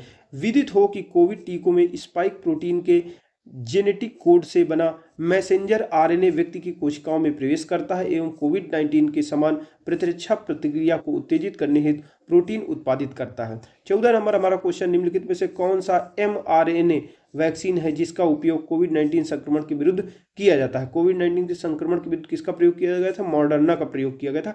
मॉडर्ना ये अमेरिका की वैक्सीन है, बस इतना याद कर रखने वाली बात है। बाकी स्पुतनिक किसकी थी? ये रसिया की थी। और 15 नंबर हमारा क्वेश्चन कह रहा है, वेक्टर टीके प्रतिरोधक शक्ति प्रदान करने के लिए कैसे काम करते हैं? तो जो वेक्टर टीके होते हैं कैसे काम करते हैं? वायरस को किसी भिन्न वायरस के संशोधित संक्रमण में रख करके इसको तैयार किया जाता है। तो ये भी इतना ज़्यादा मतलब कि इनको मतलब इम्पोर्टेंट नहीं है, जो इम्पोर्टेंट है उन्हीं की बातें करेंगे हम यहाँ पे। अगला जो 16 नंबर क्वेश्चन कह रहा है वही आ गया बोलबैचिया के बारे में। बोलबैचिया पद्धति का कभी कभी निम्नलिखित में से किस एक संदर्भ में उपयोग होता है? तो ये क्या होता है, मच्छरों से होने वाले जो विषाणु रोग होते हैं इनके प्रसार को नियंत्रित करने के लिए इसका प्रयोग किया जाता है। अभी हम पढ़ के आए हैं जो बोलबैचिया पद्धति होती है, ये क्या होता है, बोलबैचिया एक प्रकार का प्राकृतिक रूप से विभिन्न प्रकार के मच्छरों में, जीव जंतुओं में, तितली वगैरह में पाए जाने वाला एक बैक्टीरिया होता है। वो जो वायरस विभिन्न प्रकार के इन मच्छरों में प्रवेश करते हैं तो उनको रोक देता है, उनके प्रजनन को रोक देता है, और ये बीमारी फैलती नहीं है। मतलब मच्छर बीमारी फैलाते नहीं है, जो जीका का वायरस, चिकनगुनिया का वायरस ये सब फैलाते हैं वो नहीं फैलाते हैं। तो बोलबैचिया पद्धति मच्छरों से होने वाले विषाणु रोगों को नियंत्रित करने की एक पद्धति होती है। जब एडीज एजिप्टी मच्छर बोलबैचिया से संक्रमित हो जाते हैं, यानी बोलबैचिया उनके शरीर में अगर चला गया तो यह क्या होता है, डेंगू, जीका, चिकनगुनिया, पीले बुखार जैसे वायरसों से प्रतिस्पर्धा करता है। अब उनके शरीर में जैसे ही बोलबैचिया बैक्टीरिया चला गया है तो अन्य वायरस नहीं जाएंगे। वो इससे क्या होगा, अगर चले भी गए तो उनका जो प्रजनन हो जाएगा वो कठिन हो जाएगा। विदित हो कि बोलबैचिया पद्धति इसी प्रणाली को कहा जाता है जिसका उद्देश्य मच्छर से पैदा होने वाली बीमारी जैसे Zika, dengue, chikungunya, yellow fever आदि से बचाव करना होता है। बोलबैचिया एक सामान्य प्रकार का बैक्टीरिया है जो प्राकृतिक रूप से लगभग 50 से 60% कीटों में पाया जाता है। 17 निम्नलिखित में से कौन सा रोग कीट के काटने से होता है? सारा कीड़ों के काटने से कौन सा रोग हो जाता है? डेंगू ये मच्छर के काटने से होता है। तो डेंगू ज्वर में हड्डियों और जोड़ों में भयंकर पीड़ा होती है। ये विषाणु के संक्रमण से होता है और मच्छर होता है एक Culex fatigans, Aedes albopictus, Aedes aegypti, ये मादा मच्छर होती हैं, इनसे काटते हैं और इन्हीं से ये फैलता है। यह रोग महामारी के रूप में अचानक फैलता है और इस रोग को हड्डी तोड़ ज्वर भी कहते हैं क्योंकि भयंकर पीड़ा होती है। डेंगू बुखार निम्नलिखित में से किस मच्छर के काटने से होता है? तो डेंगू बुखार एडीज मच्छर के काटने से और एनाफिलीज दोनों मच्छर के काटने से, सॉरी एनाफिलीज नहीं, एडीज और डेंगू बुखार किससे होता है? एडीज और क्यूलेक्स ये दोनों मच्छरों के काटने से हमको डेंगू हो सकता है। डेंगू एक बुखार है जो उत्पन्न होता है और दूसरे मनुष्यों में पहुंचता है। किसके द्वारा पहुंचता है? वायरस के द्वारा। और इसको वायरस को पहुंचाता कौन है? मादा एडीज मच्छर पहुंचाती है। साथ ही साथ कौन पहुंचाता है? क्यूलेक्स मच्छर भी पहुंचाता है। डेंगू बुखार में मानव शरीर में निम्नलिखित में से किसकी कमी हो जाती है? तो डेंगू जब भी होता है तो प्लेटें की संख्या गिर जाती, कहते हैं प्लेटें गिर गई हैं, तो प्लेटलेट्स की संख्या कम हो जाती है। ठीक है, इससे रोगी के रक्त में प्लेटलेट्स की संख्या कम हो जाती है। प्लेटलेट्स शरीर में रक्तस्राव रोकने में महत्वपूर्ण भूमिका निभाते हैं। अतः इनमें क्या होता है, इसकी कमी से असामान्य रक्तस्राव हो सकता है, यानी अगर कट गया छिल गए तो खून बहता ही रहेगा। 21 नंबर निम्नलिखित कथनों पर विचार करना है, कौन से कथन सही हैं? इसका केवल तीसरा कथन सही है। त्वचा पित्तिका रेसेस यानी स्किन रेसेस, जैसे आपके शरीर में तेल न लगा हो तो कैसे रूखा रूखा हो जाता है, बहुत ज़्यादा दरारे दर्रे दर्रे, मतलब शरीर रूखा रूखा होता है, तो इसको त्वचा पित्तिका या स्किन रेसेस कहते हैं। स्किन रेसेस पड़ना, नाक और मसूड़ों से खून आना, ये डेंगू के मुख्य लक्षण होते हैं। तो मलेरिया ज्वर का कारक क्या होता है? मलेरिया कैसे फैलता है? एक प्रोटोजोआ के द्वारा मलेरिया फैलता है जिसका नाम है प्लाज्मोडियम नामक प्रोटोजोआ से फैलता है मलेरिया। ठीक है, जिसका वाहक अब इस प्रोटोजोआ का मानव में कौन लेके आता है? मादा एनाफिलीज मच्छर फैलाती है। मादा जो एनाफिलीज मच्छर होती है वो लेके आती है प्रोटोजोआ को, हमको काटती है तो हमारे शरीर में फिर मलेरिया बन जाता है। डेंगू की बात करें तो यह एक मच्छर होता है जिसका नाम है एडीज इजिप्टी मच्छर। इनके द्वारा संचारित वायरस से जनित रोग होता है। और पश्च नेत्र गुहा यानी जो आपकी नेत्र है, नेत्र का जो गोलाकार अंदर वाला भाग है उसके पीछे बहुत तेजी से दर्द होने लगता है। ये डेंगू ज्वर का लक्षण होता है, यानी जब डेंगू हो जाता है तो ऐसा दर्द होता है भयंकर तरीके से। त्वचा पट्टिका यानी स्किन रैशेस आपके जो पड़ते हैं, नाक और मसूड़े से खून आता है, ये डेंगू से ही होता है। 22 निम्नलिखित में से कौन सा रोग जीवाणुवीय रोग है, यानी बैक्टीरिया के द्वारा कौन सा रोग होता है? तो चलिए देखते हैं। जो बैक्टीरिया के द्वारा डेंगू होता है बैक्टीरिया के द्वारा ही होता है। डिप्थीरिया, कोरिनी बैक्टीरियम डिप्थीरी, प्लेग जो होता है या पर्सीनिया प्लेग पेस्टिस या कहें यर्सीनिया पेस्टिस, और न्यूमोनिया टेप्ट्रोकोकस न्यूमोनी नामक बैक्टीरिया या जीवाणु से फैलता है। ठीक है, और डेंगू एक प्रकार का वायरस के संक्रमण से होता है जिसे क्यूलिक्स फैंटिगस या एडीज एल्बोपिक्टस एडीज इजिप्टी नामक मच्छर फैलाते हैं। डेंगू रोग हड्डी तोड़ ज्वर भी कहते हैं डेंगू रोग को, यानी कहने का मतलब डिप्थीरिया किससे होता है? कोरोनी बैक्टीरियम डिप्थीरी से होता है। प्लेग किससे होता है? प्लेग होता है पेस्टिस या यर्सीनियन से होता है। न्यूमोनिया किससे होता है? ये टेप्ट्रोकोकस न्यूमोनी नामक बैक्टीरिया से होता है। डेंगू किससे होता है? वायरस के कारण होता है। कौन सा वायरस? क्यूलिक्स फैंटिगस और एडीज एल्बोपिक्टस के द्वारा, एडीज इजिप्टी के द्वारा होता है। ठीक है, 23 नंबर जो हमारा क्वेश्चन है, पीला बुखार निम्नलिखित में से किसके द्वारा फैलता है? तो येलो फीवर किसके द्वारा फैलता है? कोई नहीं। येलो फीवर एक संक्रामक रोग है। इस रोग का कारक एक सूक्ष्म वायरस होता है जिसका संचरण एडीज जाति के मच्छरों द्वारा होता है।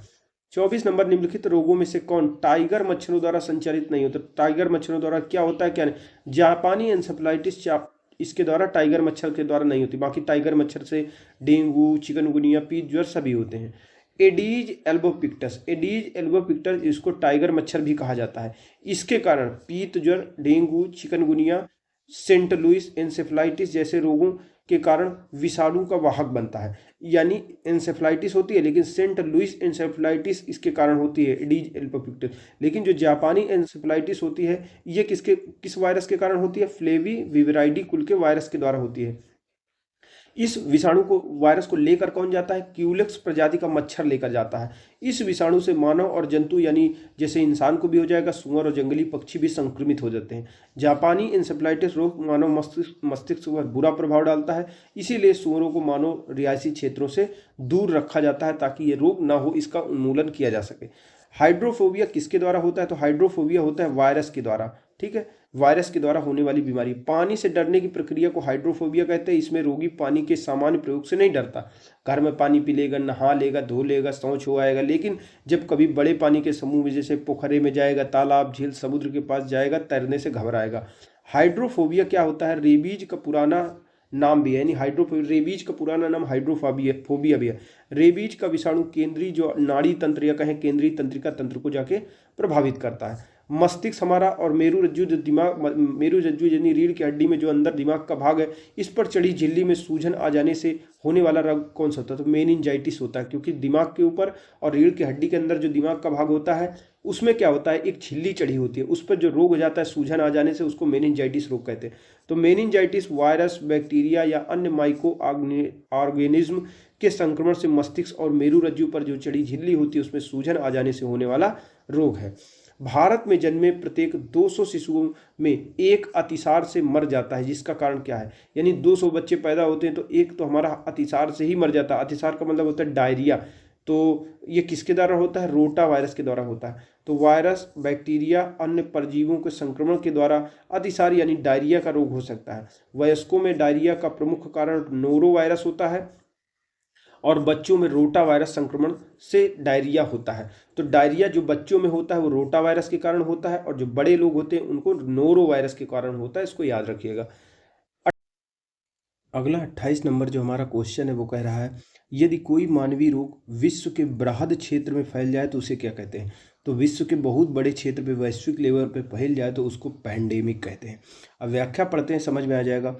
जब कोई रोग किसी विशेष क्षेत्र या जनसंख्या में स्थायी रूप से हो तो सबसे पहले उसको एंडेमिक कहते हैं। एंडेमिक मतलब किसी विशेष क्षेत्र में, विशेष जनसंख्या में, मतलब लंबे समय तक बना है, वो फैल नहीं रहा लेकिन उस क्षेत्र में बना हुआ है, उसको एंडेमिक कहते हैं।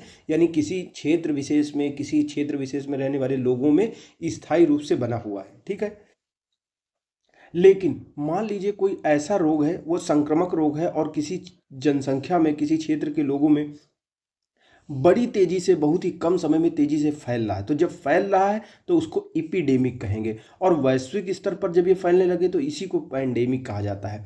29 नंबर जो हमारा क्वेश्चन, निम्नलिखित में से किस सेट में सारी की सारी वायरस से होने वाली बीमारियां हैं? तो मम्स, रेबीज, हर्बीज, ये वायरस से होने वाली बीमारियां हैं। मम्स यानी कंठमाला रोग विषाणु जनक रोग होता है। ये पैरोटिड जो हमारी ग्रंथि होती है गले में, इस द्वारा ये पैरोटिड ग्रंथि कष्टदायक रूप से बहुत बड़ी हो जाती है। रेबीज भी वायरस से होने वाला रोग है। हर्पीज भी वायरस से ही होता है। 30 नंबर क्वेश्चन कह रहा है, पोलियो का वायरस शरीर में कैसे प्रवेश होता है? तो जो पोलियो का वायरस होता है, जब बहुत ज़्यादा दूषित भोजन या दूषित जल, प्रदूषित जल पीते हैं तो इससे हो जाता है। छोटे बच्चों को ज़्यादा प्रभावित होता है। पोलियो एक संक्रामक रोग है। पोलियोमेलाइटिस एक वायरस होता है, उसके कारण यह रोग होता है। कैसे होता है? जब बच्चे दूषित भोजन, दूषित पानी पीते हैं तब इससे होता है। इससे जो हमारा केंद्रीय तंत्रिका तंत्र होता है, जो नर्वस सिस्टम होता है, वह प्रभावित होता है। इससे क्या होता है? नर्वस सिस्टम से जो मस्तिष्क होता है, जो हमारी मेरु रज्जु होती है, वो उसमें पहुंच जाता है ये वायरस पोलियोमेलाइटिस, और ये क्या करता है? हमारे तंत्रिका ऊतकों को नष्ट कर देता है। इसकी वजह से जब तंत्रिका ऊतक नष्ट हो जाते हैं तो हमारा नर्वस सिस्टम फेल कर जाता है। परिणाम यह होता है कि मस्तिष्क पेशियों को कार्य करने का जो निर्देश देता है वो उसे तंत्रिकाएं उन तक पहुंचाने में अक्षम हो जाती हैं। इससे इंसान में पैरालाइज हो जाता है, उसको पालिश मार जाती है, ऐसा बोलते हैं गांव में। पोलियो का कारण क्या होता है? तो पोलियो वायरस के द्वारा होता है। पोलियो के टीके की खोज किसने की थी? पोलियो के टीके की खोज की थी जोनास साल्क ने किया था। पोलियो के टीके की खोज सबसे पहले जोनास साल्क ने 1952 में की थी। पोलियो बच्चों में होने वाला अत्यंत घातक रोग होता है, इससे बच्चे विकलांग हो जाते हैं। पोलियो रोग पोलियो वायरस होता है उसके कारण होता है, इससे केंद्रीय तंत्रिका तंत्र प्रभावित होते हैं। पोलियो का टीका सबसे पहले किसने तैयार किया था? जोनास साल्क ने तैयार किया था। साल्क टीका किससे संबंधित है? पोलियो से संबंधित है। अगली अगर बात करें, निम्नलिखित में से किस बीमारी के लिए ट्राईवैलेंट के स्थान पर बाईवैलेंट ORV यानी ओरल जो वैक्सीन देने का निर्णय लिया गया था? तो पोलियो की ही मतलब 3 तरह का वायरस होता था, पोलियो 1, 2, 3। तो जब क्या हुआ, दूसरा वाला मिलने बंद हो गए, ये वाला वायरस नहीं मिल रहा था, तो पहले 3 वाला दिया जा रहा था, ट्राईवैलेंट था, फिर जब 2 वाले वायरस दिया जा रहा था तो उसी को बाईवैलेंट कहा जाता है। ठीक है, ये पोलियो के लिए ही दिया जाता था। पैथोजेंस जो सामान्य जुकाम के लिए उत्तरदायी होता है, ये सामान्य जुकाम के लिए कौन सा उत्तरदायी होता है? ये होता है राइनो वायरस। सामान्य जो हमको जुकाम होती है वो राइनो वायरस के द्वारा होती है। राइनो वायरस पैथोजेंस सामान्य जुकाम के लिए उत्तरदायी होता है। जुकाम एक संक्रामक रोग होता है, छींक, वायु इत्यादि के द्वारा संचरित होता है। इससे रोगी का थोड़ा थोड़ा सा सिर दर्द होगा, हल्का हल्का बुखार आएगा, नाक और आंख से पानी गिरता रहेगा बहुत ज़्यादा। जैसे निमोनिया एक संक्रमण है। निमोनिया कहाँ पे हो जाता है? फेफड़ों में होता है। ठीक है, निमोनिया फेफड़ों में होने वाली रोग होता है। निमोनिया फेफड़ों का एक संक्रमण है जो कि एक या दोनों फेफड़ों में हो सकता है। प्रदाह उत्पन्न करता है, मतलब हमारे फेफड़ों में जलन होने लगती है। इससे विषाणु, जीवाणु, कवक आदि के मध्य यानी वायरस, बैक्टीरिया, फंगस किसी के द्वारा भी हो सकता है निमोनिया। निम्नलिखित रोगों में से एक जो पानी के प्रदूषण की वजह से नहीं होता, तो पानी के प्रदूषण की वजह से क्या होता है? हेपेटाइटिस नहीं होता। हेपेटाइटिस होता है वायरस के कारण होता है। हेपेटाइटिस भी वायरस से होने वाला रोग होता है, जबकि टाइफाइड, पीलिया, हैजा ये सभी पानी के प्रदूषण के कारण होते हैं। 39 नंबर क्वेश्चन, यकृत रोग यानी लीवर में होने वाला जो रोग है हेपेटाइटिस बी, इसका कारक क्या होता है? तो ये एक डीएनए वायरस होता है। आरएनए 2 प्रकार के होते हैं, एक डीएनए प्रकार का, एक आरएनए प्रकार का। तो जो हेपेटाइटिस होता है वो डीएनए प्रकार के वायरस से होता है। हेपेटाइटिस बी भी एक संक्रामक रोग है। हेपेटाइटिस बी एक वायरस होता है, इसी के कारण होता है। इस बीमारी के कारण यकृत यानी लीवर में सूजन पैदा होती है, जलन होने लगती है। और हेपा डीएनए वायरस, इसके लिए एक वायरस का परिवार होता है, कई सारे वायरस उसमें आते हैं, उसी से आता है हेपा डीएनए वायरस। उसी में है HBV वायरस, उसके द्वारा ये हेपेटाइटिस वाली बीमारी होती है। अगला जो 40, किस सूक्ष्मजीव के द्वारा हेपेटाइटिस बी की बीमारी होती है? तो वायरस के कारण हेपेटाइटिस की बीमारी होती है। 41 नंबर, निम्नलिखित में से कौन सा एक कथन सही नहीं है? यानी कौन सा सही नहीं है बताना है। बी नंबर सही नहीं है, बाकी सही। तो सही वाला पढ़ते हैं। यकृत शोथ जिसको हेपेटाइटिस बी कहा जाता है, हेपेटाइटिस बी विषाणु काफी कुछ HIV की तरह संचरित होता है। जैसे HIV संचरित हो जाता है, एक आदमी से दूसरे मानव में जाता है, उसी तरह हेपेटाइटिस बी का वायरस भी दूसरों में उसी तरीके से जाता है। अगर बात करें सार्वभौम रूप से यकृत शोथ बी और सी यानी हेपेटाइटिस बी, हेपेटाइटिस सी विषाणुओं से संक्रमित व्यक्तियों की HIV से संक्रमित लोगों की संख्या में कई गुना अधिक होती है। यानी बी जो हेपेटाइटिस बी, हेपेटाइटिस सी से ज़्यादा लोग मतलब कि प्रभावित होते हैं इस वायरस से, HIV से कम प्रभावित होते हैं। अगला जो हमारा पॉइंट पढ़ते हैं, हेपेटाइटिस बी, हेपेटाइटिस सी विषाणुओं से संक्रमित कुछ व्यक्तियों में अनेक वर्षों तक इसके लक्षण ही नहीं दिखाई देते हैं। ठीक है, हेपेटाइटिस में क्या होता है? आपके लीवर में सूजन आ जाती है। इससे मुख्यतः हेपेटाइटिस विषाणु इसके लिए उत्तरदायी होता है। हेपेटाइटिस बी, हेपेटाइटिस सी विषाणुओं से संक्रमित कुछ व्यक्तियों में क्या होता है? अनेक वर्षों तक इसके लक्षण ही दिखाई नहीं देते हैं। हेपेटाइटिस जो बी है विषाणु संक्रमित व्यक्ति के रक्त में, उसके स्पर्म यानी वीर्य से तथा संक्रमित माता से उसके नवजात शिशु को संचरित हो सकता है, यानी बच्चे को भी हो सकता है। इस प्रकार जो हेपेटाइटिस बी विषाणु जो होता है काफ़ी कुछ HIV की तरह होता है। जो WHO है, विश्व स्वास्थ्य संगठन, इसके अनुसार 2022 में विश्व स्तर पर 254 मिलियन हेपेटाइटिस बी तथा 50 मिलियन लोग हेपेटाइटिस सी से संक्रमित थे। ठीक है, कुल मिलाकर कुछ डेटा दिया गया है, तो उसका काम नहीं है, नया डेटा आएगा तो नया मतलब होगा। 42 नंबर क्वेश्चन कर रहा है, हेपेटाइटिस रोग मनुष्य शरीर का सीधा प्रभावित होने वाला अंग कौन सा होता है? तो इससे लीवर मनुष्य का प्रभावित होता है। और 43 नंबर, निम्नलिखित में से कौन सा रोग एक वायरस द्वारा होता है? तो वायरस द्वारा होता है हमारा हेपेटाइटिस जो होता है वो वायरस द्वारा होता है। कौन सी गलत जोड़ी है? तो चलिए, प्लेग चूहों के द्वारा होता है, टेप वर्म सुअर के द्वारा होता है। ठीक है, और रेबीज कुत्तों के काटने से हो जाता है, लेकिन पोलियो बंदर के कारण नहीं होता, ये वायरस के कारण होता है। तो प्लेग संक्रामक रोग है, चूहों से फैलता है। रेबीज हाइड्रोफोबिया जिसको कहते हैं, पागल कुत्ते के काटने से होता है। यानी सब कुत्ता कोई भी काट लेगा तो आपको रेबीज नहीं होगा, पागल कुत्ता काटेगा तब होगा। टेप वर्म जिसको फीता कृमि कहते हैं, जो लोग सुअर का अध पका मांस खाते हैं तो उनके शरीर में ये टेप वर्म पहुंच जाता है, अच्छे से पका दोगे तो नहीं फैलेगा। पोलियो जो होता है बंदर से नहीं बल्कि पोलियोमिलाइटिस वायरस से होता है। पोलियोमाइलाइटिस वायरस कैसे जाता है? जब आप दूषित भोजन करते हो, दूषित जल लेते हो, तब इससे होता है। ये काफ़ी संक्रामक रोग होता है, ये तंत्रिका तंत्र को आपके प्रभावित करता है। 45 नंबर क्वेश्चन, निम्नलिखित रोगों पर आपको विचार करना है। तो चलिए विचार करते हैं। डिप्थीरिया अगला जो हमारा पॉइंट है, इनमें से कह रहा है उपर्युक्त कथनों में से किस रोग या रोगों का उन्मूलन भारत में हो चुका है? तो किसका किसका हो चुका है? केवल इसका हो चुका है, यानी छोटी माता, तीन का, यानी स्मॉल पॉक्स का अभी तक केवल उन्मूलन हुआ है, बाकी छोटी माता इनका नहीं हुआ। छोटी माता और डिप्थीरिया वगैरह का हमारे देश में नहीं हुआ है। स्वतंत्रता प्राप्ति के बाद अगर बात करें, अब तक 3 मुख्य रोगों जैसे चेचक, गिनीवर्म और पोलियो, इनका उन्मूलन हो चुका है। ठीक है, अलग अलग समय में इनका हुआ है। अगला अगर बात करें 46 नंबर, विश्व से चेचक का उन्मूलन कब हुआ था? तो चेचक का उन्मूलन 1980 में ही पूरे विश्व से हो गया था। चेचक, जिसको स्मॉल पॉक्स कहते हैं, एक वायरस से होने वाला रोग है। इसके लिए एक वायरस होता है वेरियोला वायरस, ठीक है, ये जिम्मेदार होता है। इस टीके का आविष्कार एडवर्ड जेनर ने किया था। WHO द्वारा विश्व से चेचक का उन्मूलन 80 में घोषित कर दिया गया था। कथन और कारण वाला है। चेचक, जिसको स्मॉल पॉक्स कहते हैं, वायरस द्वारा होता है, क्योंकि मरीज को पृथक बिस्तर में रखना पड़ता है। तो सही बात है, मरीज को रखोगे ही नहीं तो दूसरों को भी फैल जाएगा। चेचक की बात करें, इसके लिए वायरस जिम्मेदार होता है, वायरियोला नामक वायरस होता है, जो कि आर्थ्रोपॉक्स वायरस परिवार का सदस्य होता है। यानी एक परिवार में कई सारे सदस्य होते हैं, तो उसी तरीके का है वायरियोला वायरस। यह एक अत्यंत संक्रामक बीमारी होती है, और ये अगर जो संक्रमित व्यक्ति है उसका त्वचा से, थूक से, वायु से, वस्त्र से, इनके माध्यम से फैल सकता है। अगर आप उसके टच में आओगे तो ये चीज़ें हो जाएंगी।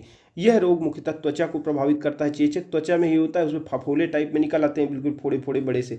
इसमें रोगी को तेजी से बुखार आता है, ज्वर आता है, शरीर पर लाल रंग के दाने निकल आते हैं, और उपचार के लिए चेचक के टीके लगवाने चाहिए। साफ सफाई पर आपको ध्यान देना चाहिए। 48 नंबर, निम्नलिखित में से कौन सा रोग या कौन से रोग का कारक जीवाणु नहीं होता? ये बैक्टीरिया के कारण कौन सा नहीं होता? एड्स जो होता है वायरस के कारण होता है। बाकी सभी डिप्थीरिया, काली खांसी, हैजा, ये सभी किससे होते हैं? ये बैक्टीरिया के द्वारा होते हैं। 49 नंबर क्वेश्चन, निम्नलिखित कारणों पर आपको ध्यान देना है। चलिए ध्यान देते हैं। कह रहा है एड्स किसके द्वारा होता है? तो लैंगिक संभोग से होता है, रक्तादान से भी होता है, अगर गलत तरीके से रक्त को एक से दूसरे में डालो करोगे। मच्छर और अन्य रक्त चूसकों, मच्छर के काटने से थोड़ी फैलता है। अपरा यानी प्लेसेंटा, जो आहार नाल होती है, जो बच्चा और माता जिससे जुड़े हो, उससे भी हो जाता है। तो बी नंबर सही है, 1, 2, 4 इनके द्वारा हो जाता है।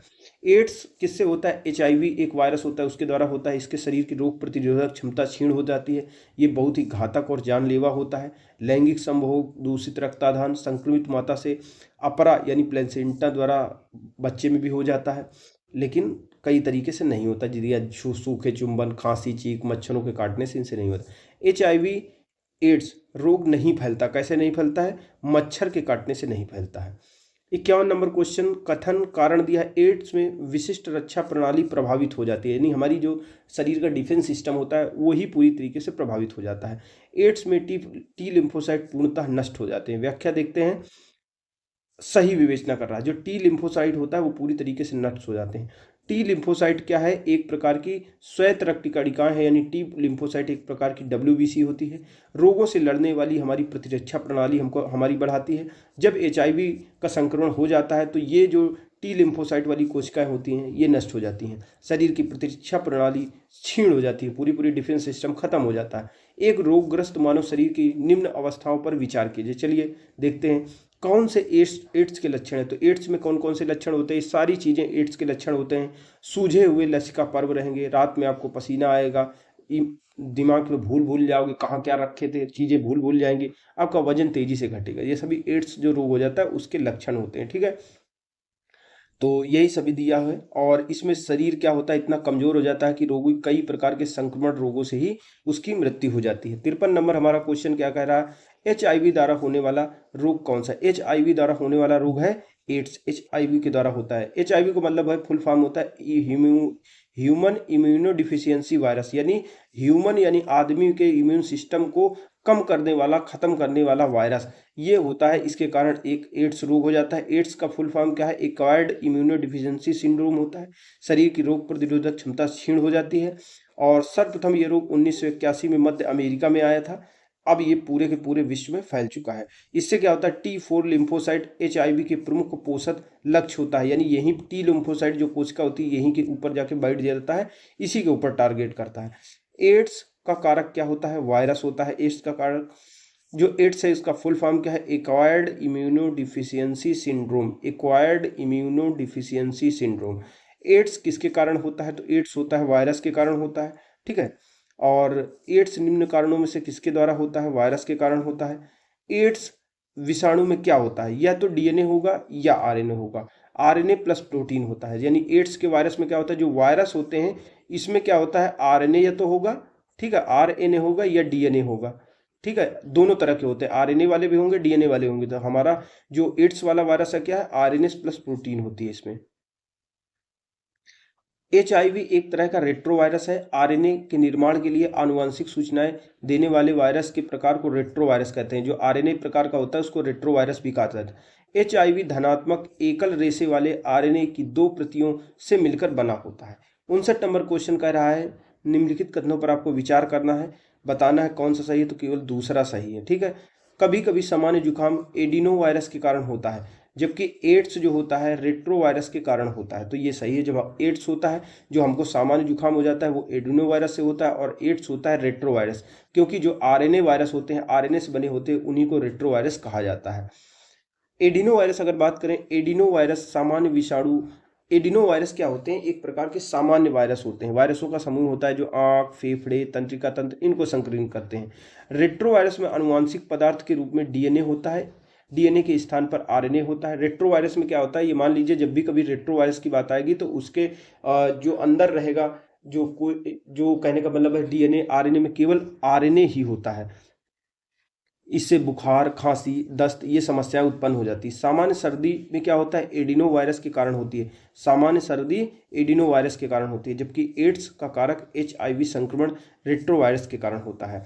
एचआईवी को रेट्रो वायरस के रूप में वर्गीकृत किया गया है। इसमें रिवर्स ट्रांसक्रिप्शन होता है, इसमें द्वितंतु या डबल स्टैंडर्ड डीएनए जीनोम होता है। 60 नंबर, एड्स के लिए उत्तरदायी वायरस कौन सा है? तो एड्स के लिए उत्तरदायी वायरस रेट्रो वायरस है, रेट्रो विषाणु। 61 नंबर क्वेश्चन, निम्नलिखित बीमारियों में से कौन सी टैटू बनवाने के द्वारा एक व्यक्ति से दूसरे व्यक्ति में हो सकती है? तो बी नंबर 2 और 3, जो हेपेटाइटिस, जिसको यकृत शोथ भी कहते हैं, हेपेटाइटिस बी और एड्स, ये दोनों आप अगर टैटू बनवाते हो और सुई संक्रमित व्यक्ति से आप में लगा दी जाएगी तो आपको हो जाएगा, दोनों चीज़ें हो जाएंगी। टैटू बनवाने से कई प्रकार के संक्रमण का खतरा रहता है। एचआईवी और हेपेटाइटिस बी और सी ये रक्त के संक्रमण से होने वाली बीमारियां होती। टैटू बनवाने में प्रयुक्त की गई सुई कई बार जब एक ही सुई कई लोगों पर इस्तेमाल की जाएगी तो ये रोग हो सकता है। चिकनगुनिया वायरस के संक्रमण से चिकनगुनिया रोग हो जाता है, ठीक है। तो 62 नंबर जो हमारा क्वेश्चन कह रहा है, निम्नलिखित में से कौन सा प्रभेद यानी भारत में प्रभावित है? तो देखिए एचआईवी कई प्रकार के हैं, कम से कम 7-8 प्रकार के पूरी दुनिया में एचआईवी के वायरस हैं। तो भारत में कौन सा है? एचआईवी सी प्रकार का वायरस भारत में, तो सी प्रकार का वायरस भारत में प्रभावी है, ठीक है। तो संपूर्ण विश्व में एचआईवी वायरस के 9 उप प्रकार प्रसारित हैं। भारत में जो एचआईवी का जो वायरस है वो सी प्रकार का है, ठीक है। अब 63 नंबर की बात करें तो एड्स वायरस HTLV थर्ड, इसकी खोज किसने की थी? एड्स के लिए कई सारे वायरस जिम्मेदार हैं, 9 प्रकार के वायरस है, जिसमें HTLV थर्ड इसकी खोज किसने की थी? रॉबर्ट गैलो ने इसकी खोज की थी। रॉबर्ट चार्ल्स गैलो ये university of Maryland school of medicine इसके निदेशक थे, और इन्होंने HTLV इसकी खोज की थी। ये अति घातक एड्स रोग का कारण होता है। 64 नंबर, एड्स विषाणु के लिए सबसे ज़्यादा आजमाई गई दवा क्या है? तो सबसे ज़्यादा किसका प्रयोग किया गया था इसको ठीक करने के लिए? जीडोवुडिन या एजिडोथाइमिडीन या जीडोवुडिन, इसका प्रयोग सबसे ज़्यादा एड्स को ठीक करने के लिए किया गया था। जीडोवुडिन एक प्रकार की एंटी रेट्रोवायरल दवा है, और एचआईवी या एड्स के उपचार के लिए इसका प्रयोग किया जाता है। अगर बात करें तो एलिसा टेस्ट क्यों किया जाता है? तो एड्स के रोग के लिए, एड्स का रोग अगर हो गया है कि नहीं हो गया इसकी पहचान करने के लिए एलिसा टेस्ट किया जाता है। जो एलिसा टेस्ट होता है, एलिसा परीक्षण होता है, वो एड्स की पहचान के लिए किया जाता है। इसके अलावा इस रोग का परीक्षण विकरणीय प्रतिरक्षा जांच द्वारा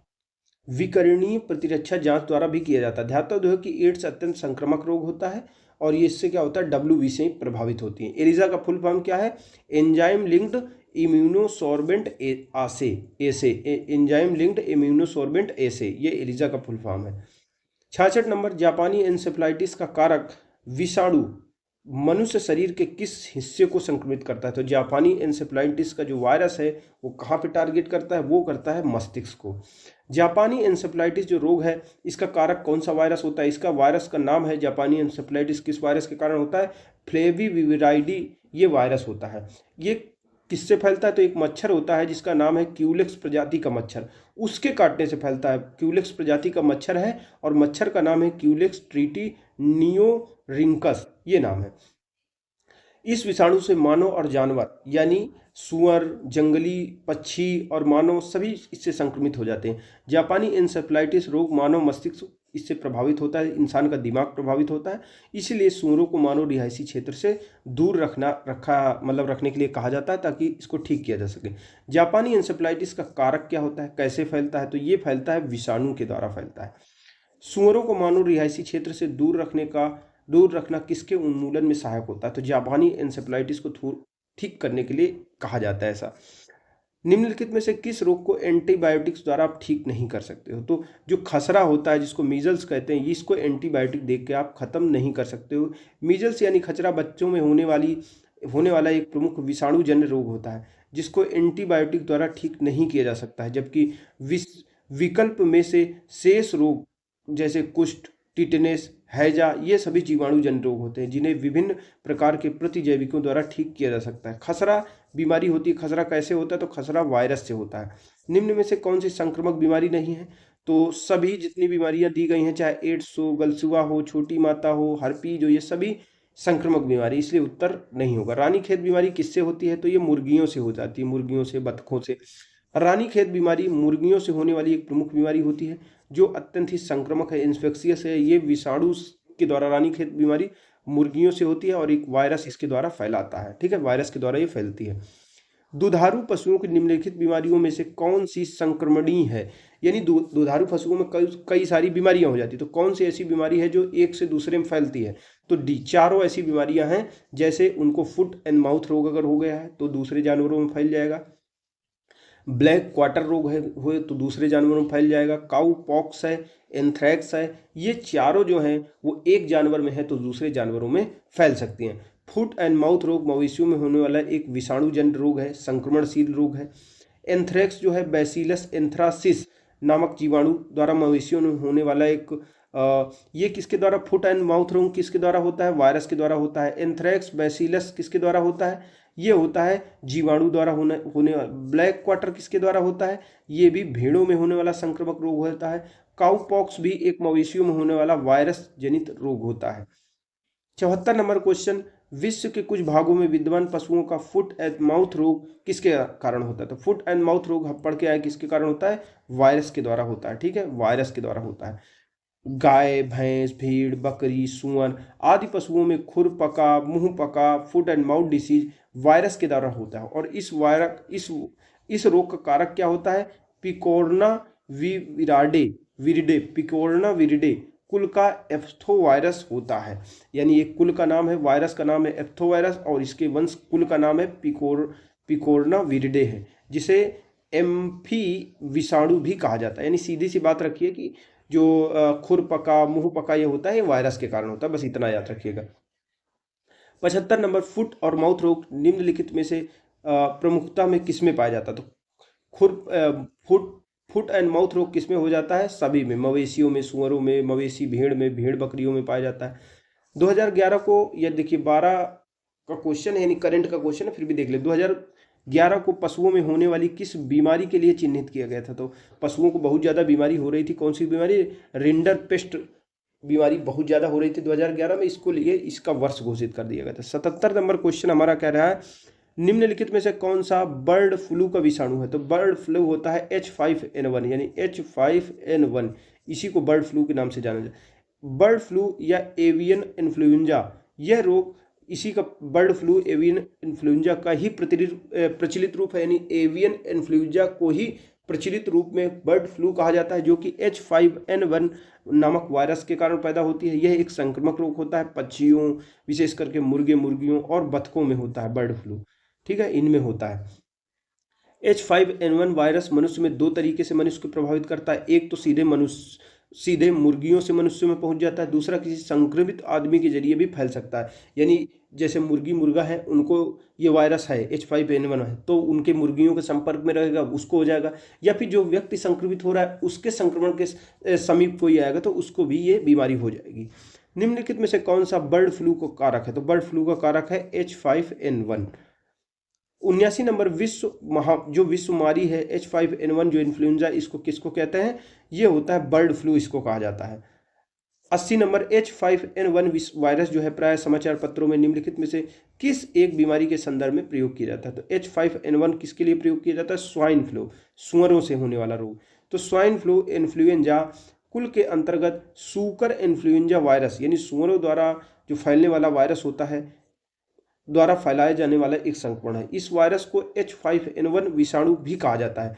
मनुष्यों में यह संक्रमण मुख्य रूप से सुअरों से प्रत्यक्ष संबंध रखने वाले मनुष्यों में फैलने की संभावना होती है। यानी सुअरों में, मतलब सुअरों से फैल जाता है स्वाइन फ्लू। और इसके लिए कौन सा मतलब वायरस है? वायरस का नाम है H5N1। ये सुअरों को होता है, सुअरों के संपर्क में इंसान आएगा तो उसको भी ये रोग हो जाएगा। 81 निम्नलिखित कथनों पर आपको विचार करना है। चलिए विचार करते हैं कौन सा कथन सही है। तो इसका दोनों कथन सही। चलिए देखते हैं। जीका वायरस रोग का लैंगिक संचरण होता है, यानी लैंगिक संचरण हो जाता है, तो ये भी बात सही है। उष्णकटिबंधीय प्रदेशों में, यानी जो उष्णकटिबंधीय हमारा विषुवत रेखा के आसपास जो ये उष्णकटिबंधीय प्रदेश है, इसमें जीका वायरस रोग उसी मच्छर द्वारा संचरित होता है जिससे डेंगू संचरित होता है, ये भी सही बात है। तो जीका वायरस, चलिए व्याख्या पढ़ते हैं। उष्णकटिबंधीय क्षेत्रों में जीका वायरस रोग विषाणु के द्वारा होता है, जिसका वाहक क्या होता है? जीका वायरस को लेकर कौन जाता है? और एडीज प्रजाति का मच्छर होता है जिसको कहते हैं एडीज इजिप्टी मच्छर, वो जीका वायरस को लेकर जाता है जिसकी वजह से ये बीमारी होती है।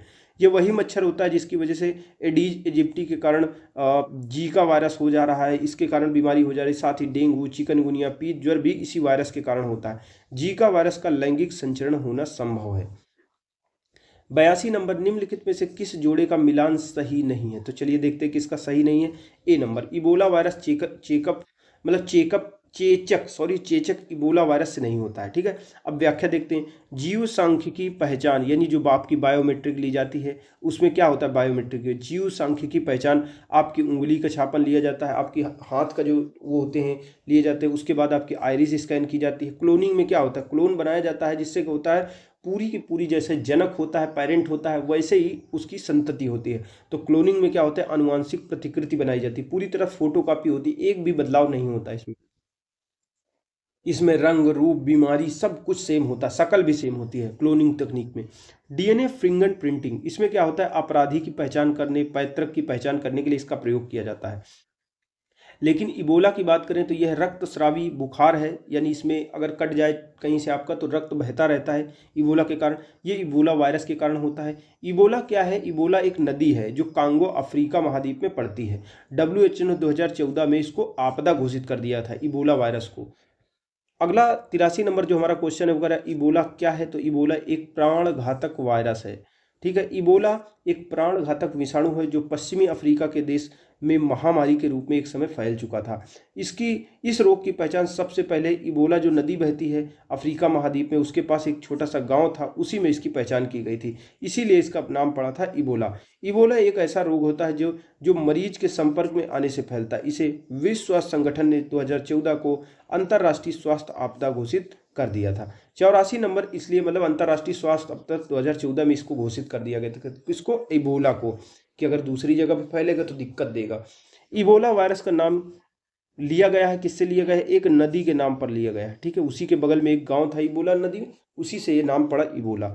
85 नंबर जो हमारा इस चैप्टर का लास्ट क्वेश्चन है वो कह रहा है निम्नलिखित राज्यों में से कौन मई-जून 2018 में नीपा वायरस की बीमारी के प्रकोप के कारण चर्चा में रहा? तो ये करंट अफेयर का क्वेश्चन है, नीपा वायरस केरल में आया था। ठीक है, तो इस तरह से जो हमारा बहुत ही महत्वपूर्ण जो चैप्टर था कि वायरस के द्वारा कौन कौन से रोग होते थे वो पूरा कर लिए। आप सभी लोगों का देखने के लिए धन्यवाद। अपने अगले वीडियो में मिलेंगे और हम पढ़ेंगे जो बैक्टीरिया के द्वारा कौन कौन से रोग होते हैं। तो चलिए मिलते हैं अपने अगले वीडियो में।